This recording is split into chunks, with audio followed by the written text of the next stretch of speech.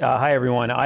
This is it. This is the session I'm most pumped about. I'm here with my unbelievably dear friend, Jenny Lay-Flurrie. At some point, she'll make fun of me, there's no doubt. But I have to tell you what an inspiration she is to me, and I think to so many others. And I've learned so much, and now I get this opportunity to just hang out with you, which is great. The feeling is very mutual. It's really good to be here. It's really good to be here. Look, I'm pumped. We have a few minutes to chat today with Jenny. I think we'll enjoy it. I'm inspired by the everyday work you do, Jenny, for this company, how you bring us along as leaders, help us think differently about building product. And as product makers, accessibility, inclusive design, I think you know how important these are to me. It's true. It's critical to our mission. It's personal and top of mind for me. And actually, as we built Windows 11 in our Surface lineup, these concepts, if you will, or ideas or actual product needs are top of mind. I'd love to hear how you think about it. Well, you know I have quite a few thoughts here, and it is my favorite topic, and I'm so proud of what the team and every human has accomplished here, and there's a lot to talk about. I mean, it's so grounded in the mission.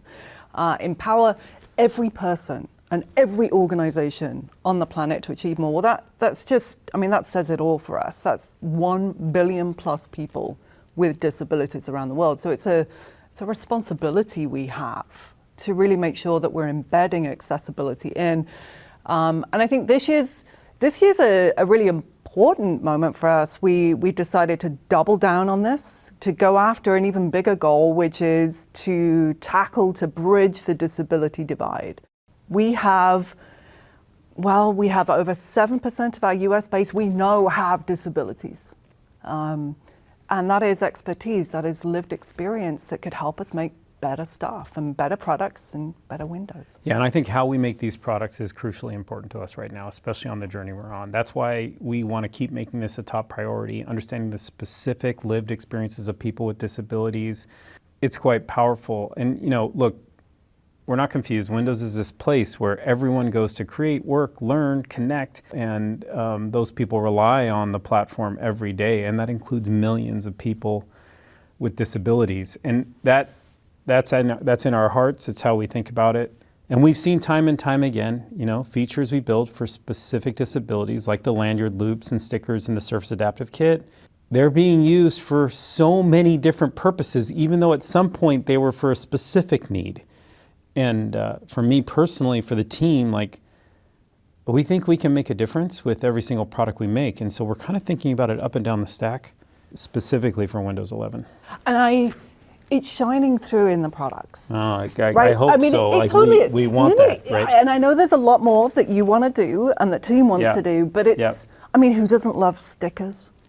But stickers that actually help. That's actually true. I hadn't thought about it as stickers. Like, stickers, I don't even think about it that way. Like, that's so innate. Like, who doesn't love stickers? But I love stickers that actually mean that you can open a device. What a difference. That you can find the right cord quickly and efficiently and get it into the right port.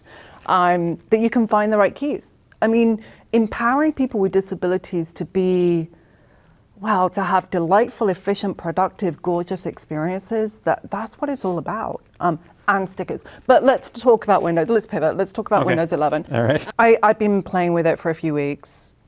I love how simple, clean, beautiful, elegant. When you build a product, make a product, the team wants others to identify it as either beautiful or elegant, you know, and so you can say it all you want, and there is a team that takes a lot of pride when you use that word. Let's describe why elegant. Okay.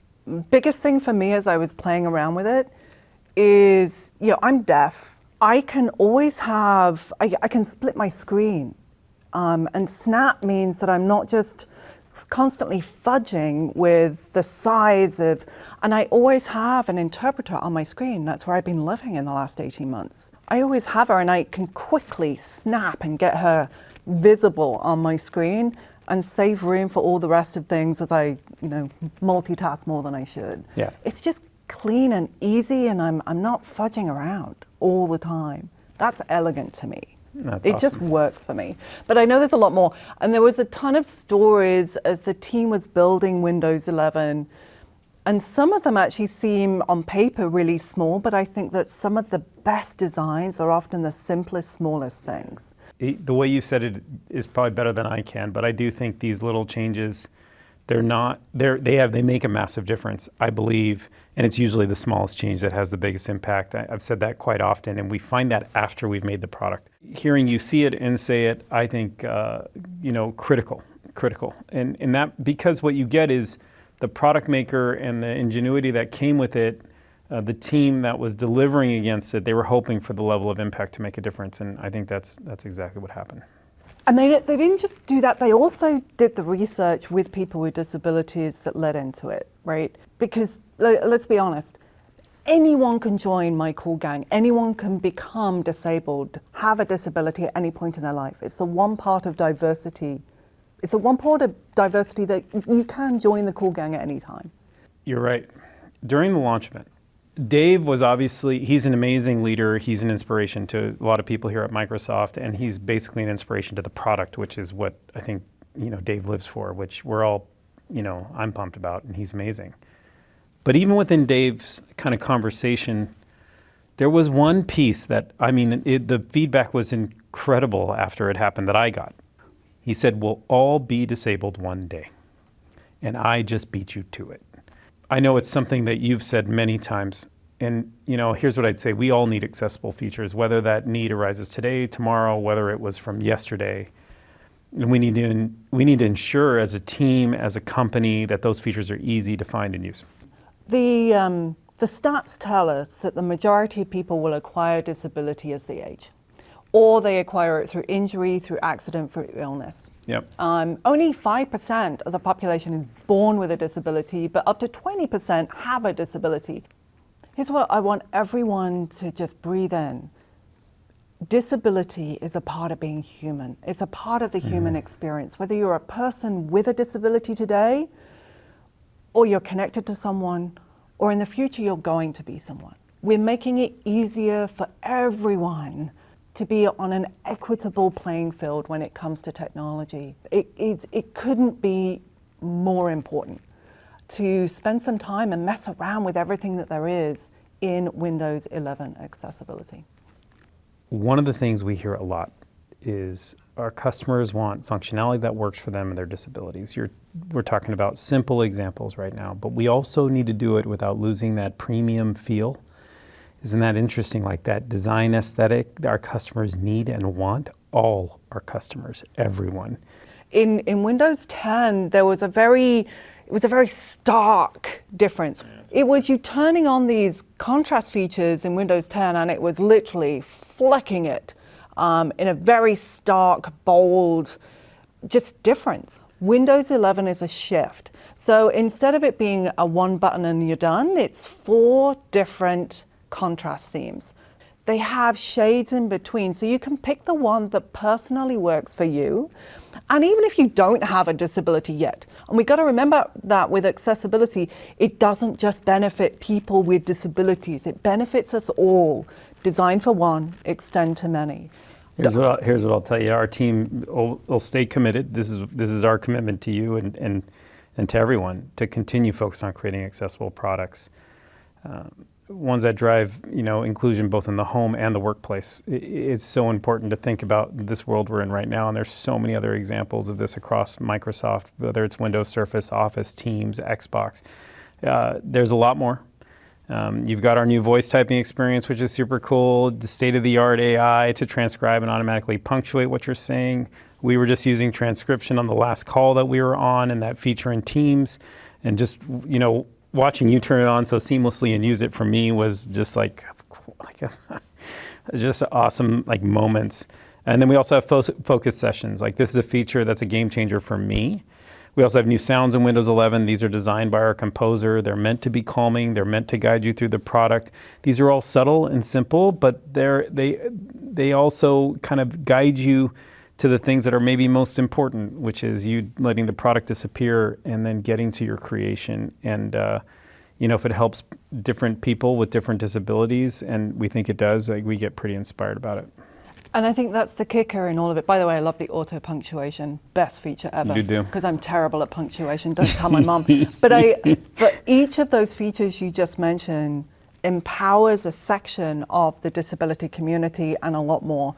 And that is the future with Windows 11, is diversifying our approach. As a deaf person, I love the new caption themes. I love the ability to change how I view the words that are being spoken. And I don't think that's just for deaf. Again, same with all of this stuff. It's for us all. So I know there's a lot more in the pipe as well. Yeah. And I want every human that's helped to create features realize the impact that they're having on people out there.